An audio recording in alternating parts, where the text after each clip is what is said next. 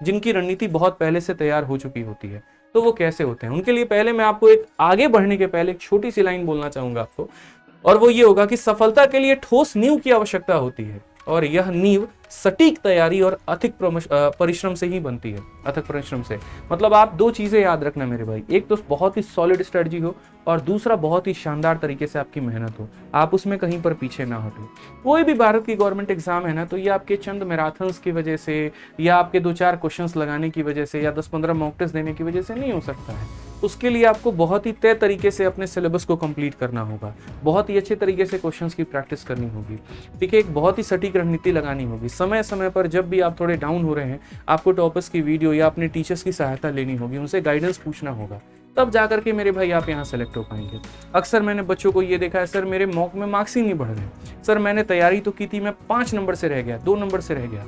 भाई मेरे, दुनिया में कल के दिन कोई याद नहीं रखता। अक्सर आपने ऐसे लोगों को सुना होगा, मैं तो यूपीएससी के मेंस तक गया हूँ, इंटरव्यू तक गया हूँ, लेकिन 2 नंबर से सिलेक्शन नहीं हो पाया।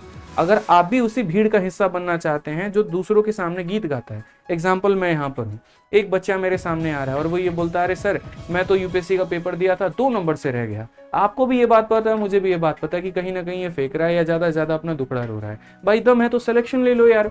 सीधी सी ये बात कहने का मतलब ही नहीं बनता, हार गए तो हार गए, बस बात खत्म, तुम 2 नंबर से हारे या कुछ नंबर से हारे, ठीक है। तो अगर आप भी उसी भीड़ का, जब आप दूसरों की बातों को ज्यादा वैल्यू नहीं देते हो, तो आप ये कैसे सोच लेते हो कि दुनिया आपकी बातों को बहुत ज्यादा वैल्यू देगी। या तो तुम सेलेक्ट हो तो तुम्हारी वैल्यू है, नहीं हो तो गवर्नमेंट एग्जाम में तुम्हारे लिए कहीं पर कुछ भी नहीं है।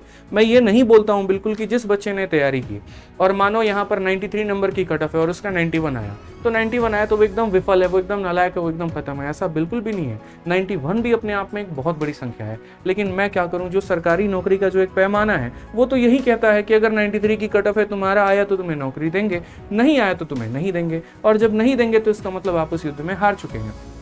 समझ रहे हैं मेरी बात को? तो मेहनती सारे हैं, ईमानदार सारे हैं, नॉलेज सबके पास में, नौकरी चंद लोगों को मिलनी है जो इस कट ऑफ को पार करेंगे।